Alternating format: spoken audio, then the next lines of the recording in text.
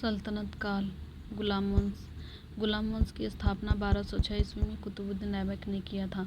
तो गुलाम वंश की स्थापना कब हुई थी? 1206 ईस्वी में कुतुबुद्दीन ऐबक ने किया था।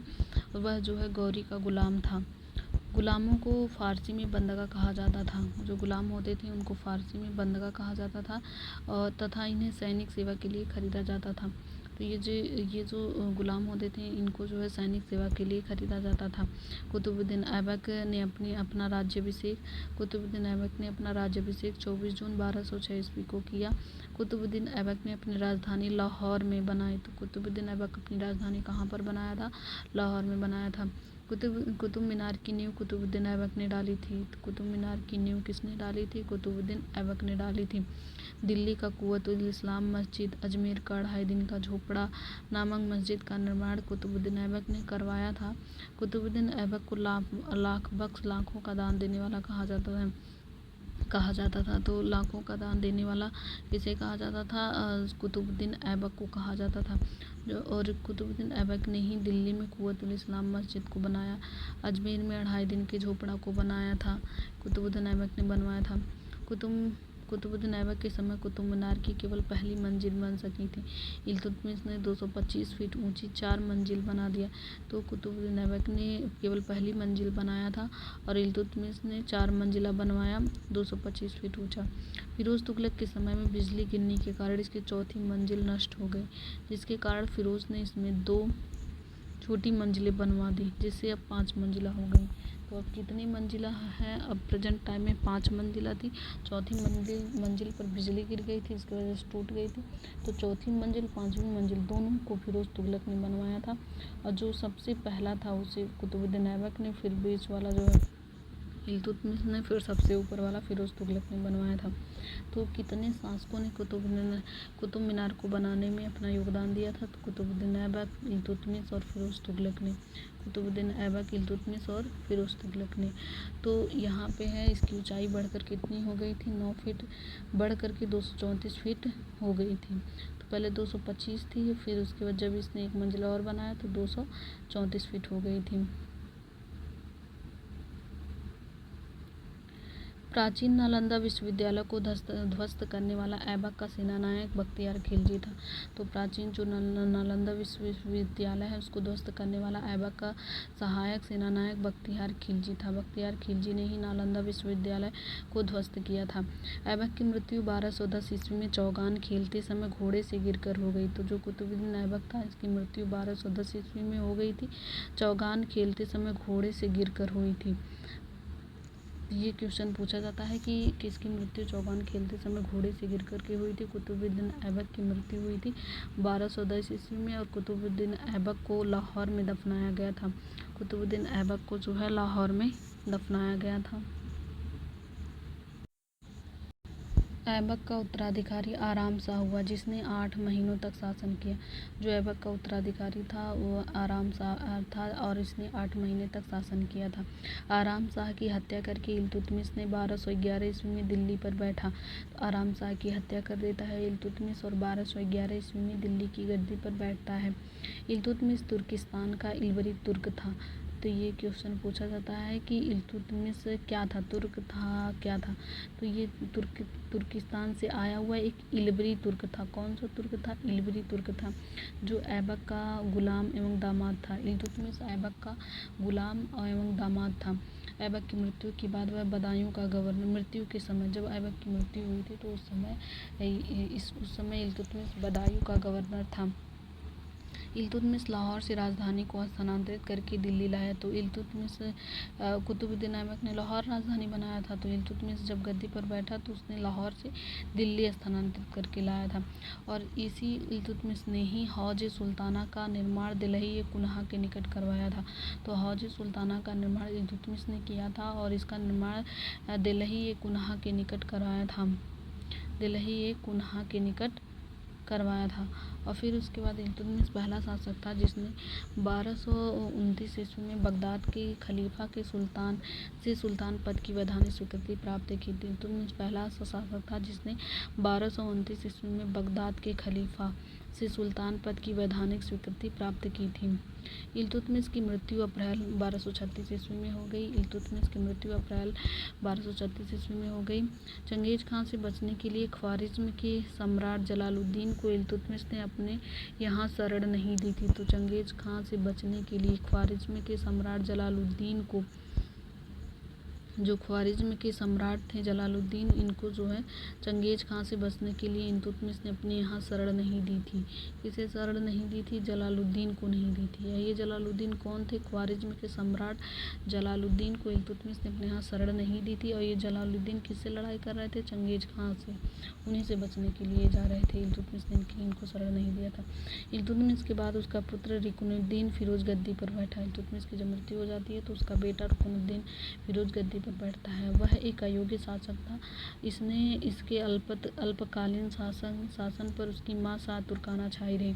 तो जो रुकनुद्दीन फिरोज था, उसकी यह अयोग्य शासक था, तो इसीलिए इसके समय में इसकी माँ शाह तुर्काना छाई रही।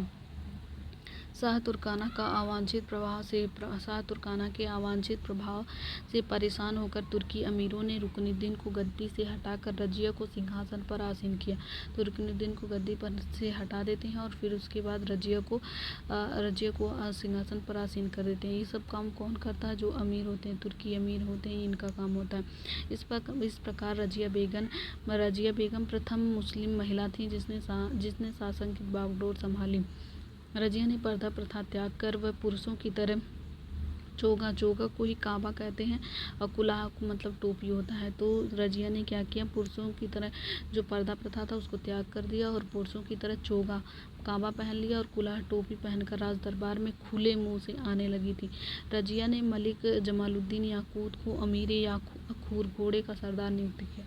तो अमीर अखूर का क्या काम कौन होता था? जो घोड़े का सरदार होता था। जो घोड़े का सरदार होता था उसे अमीर अखूर कहा जाता था। अमीर अखूर किसे कहा जाता था? घोड़े के सरदार को कहा जाता था। रजिया ने मलिक जमालुद्दीन याकूत को इसने जो है अमीर अखूर घोड़े का सरदार नियुक्त किया। गैर तुर्कों को सामंत बनाने के लिए रजिया के प्रयासों से तुर्की अमीर विरुद्ध हो गए। तो जो गैर तुर्क थे उनको सामंत बना लिया था रजिया ने, तो इसीलिए जो तुर्की अमीर थे इसके विरुद्ध हो गए और उसे बंदी बनाकर दिल्ली की गद्दी पर मोइनुद्दीन बहराम शाह को बैठा दिया। तो इन रजिया को इन्होंने बंदी बना दिया, ये जो तुर्की अमीर थे, और फिर उसके बाद जो है दिल्ली की गद्दी पर मोइनुद्दीन बहराम शाह को बैठा दिया। रजिया की शादी अल्तुनिया के साथ हुई थी। रजिया की शादी जो है अल्तुनिया के साथ हुई थी। इससे शादी करने के बाद रजिया ने पुनः गद्दी प्राप्त करने का प्रयास किया, लेकिन वह असफल रही। रजिया की हत्या 13 अक्टूबर 1240 ईस्वी को डाकुओं के द्वारा कैथल के पास कर दी जाती है। तो रजिया की हत्या कब हुई थी? 13 अक्टूबर 1240 ईस्वी को डाकुओं के द्वारा कर दी जाती है कैथल के पास डाकुओं के द्वारा कर दी जाती है। फिर उसके बाद है बहराम शाह को गद्दी पर बैठाकर बहराम शाह को बंदी बनाकर उसकी हत्या मई 1242 ईस्वी में कर दी गई। उसके बाद दिल्ली का सुल्तान अलाउद्दीन मसूद शाह बना। बहराम शाह की जो है बंदी बना लिया जाता है और उसकी हत्या कर दी जाती है। उसके बाद बहराम शाह के बाद अलाउद्दीन मसूद शाह गद्दी पर बैठा। बलबन ने षड्यंत्र के द्वारा 1246 ईस्वी में अलाउद्दीन मसूद शाह को सुल्तान के पद से हटाकर नासिरुद्दीन महमूद को सुल्तान बना दिया।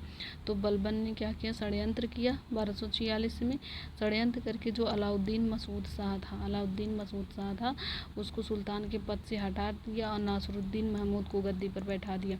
तो बलबन ने 1246 ईस्वी में अलाउद्दीन मसूद शाह को हटा दिया और नासिरुद्दीन महमूद को सुल्तान बना दिया। नासिरुद्दीन महमूद ऐसा सुल्तान था जो टोपी सीकर अपना जीवन निर्वाह करता था। तो एक क्वेश्चन पूछा जाता है कि कौन सा ऐसा सुल्तान था जो टोपी सीकर अपना जीवन व्यतीत करता था? वो था नासिरुद्दीन महमूद। था जो टोपी सीकर अपना जीवन व्यतीत करता था। नासिरुद्दीन महमूद को ही बलबन ने षड्यंत्र के द्वारा अलाउद्दीन महमूद शाह को हटा करके इसे गद्दी पर बैठाया था। बलबन ने अपनी पुत्री का विवाह नासिरुद्दीन महमूद के साथ किया। तो बलबन ने क्या किया, जो अपनी उसकी बेटी थी उसका विवाह नासिरुद्दीन महमूद के साथ किया था। बलबन का वास्तविक नाम बहाउद्दीन था। तो बलबन का वास्तविक नाम बहाउद्दीन था। वह इल्तुतमिश का गुलाम था। बलबन कौन था? इल्तुतमिश का गुलाम था। तुर्क चिहलगानी का विनाश बलबन ने किया था। तो तुर्क चिहलगानी का विनाश किसने किया था? बलबन ने किया था। बलबन 1266 ईस्वी में गयासुद्दीन बलबन के नाम से दिल्ली की गद्दी पर बैठा। बलबन 1266 ईस्वी में गयासुद्दीन बलबन के नाम से दिल्ली की गद्दी पर बैठा। वह मंगोलों के आक्रमण से दिल्ली की रक्षा करने में सफल रहा। सीरी नामक नया नगर बलबन ने बसाया था। सीरी नामक नया नगर किसने बसाया था? बलबन ने बसाया था। सीरी नामक नया नगर किसने बसाया था? बलबन ने बसाया था। राजदरबार में सिजदा एवं पैबोस प्रथा की शुरुआत बलबन ने की थी। राजदरबार में सिजदा एवं पैबोस प्रथा की शुरुआत किसने की थी? बलबन ने की थी। राजदरबार में सिजदा और पैबोस प्रथा की शुरुआत किसने की थी? बलबन ने की थी। राजदरबार में सिजदा और पैबोस, तो ये क्वेश्चन पूछा जाता है कि सिजदा और पैबोस प्रथा की शुरुआत किसने की थी? राजदरबार में बलबन ने की थी। और सीरी नामक नया नगर बलबन ने ही बसाया था। बलबन ने फारसी रीति रिवाज पर आधारित नवरोज, फारसी साल का पहला दिन जो नवरोज होता था कि फारसी साल होता था, उसका पहला दिन होता था नवरोज। तो फारसी रीति रिवाज पर आधारित नवरोज उत्सव को प्रारंभ करवाया। बलबन ने नवरोज उत्सव को प्रारंभ करवाया। और राजदरबार में सिजदा एवं पैबोस प्रथा की शुरुआत बलबन ने की थी। और सीरी नामक नया नगर बलबन ने बसाया था।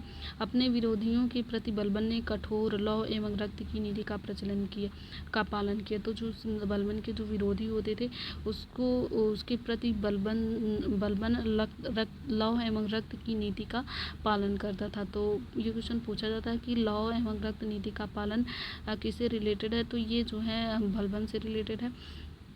और नासिरुद्दीन महमूद ने बलबन को उलुग खां की उपाधि प्रदान की। तो बलबन को उलुग खां की उपाधि नासिरुद्दीन महमूद ने प्रदान की थी। उलुग खां की उपाधि प्रदान की थी। बलबन आखेट अभियान के बहाने अपनी सेना को लंबी दूरी तक कवायद कराकर दुरुस्त रखता था। तो बलबन क्या करता था कि जो उसकी सेना होती थी उसको आखेट के बहाने सेना को लंबी दूरी तक कवायद कराकर उसे दुरुस्त रखता था। बलबन के दरबार में फारसी के प्रसिद्ध कवि अमीर खुसरो एवं अमीर हसन रहते थे। तो बलबन के दरबार में फारसी के प्रसिद्ध कवि अमीर खुसरो अमीर हसन किसके दरबार में रहते थे? अमीर खुसरो अमीर हसन, ये जो है फारसी कवि थे। अमीर खुसरो अमीर हसन फारसी कवि थे। और ये बलबन के दरबार में रहते थे। गुलाम वंश का अंतिम शासक समुद्दीन कैमूर था। गुलाम वंश का अंतिम शासक समुद्दीन कैमूर था। गुलाम वंश का अंतिम शासक समुद्दीन कैमूर था। फिर खिलजी वंश 1290 से 1320।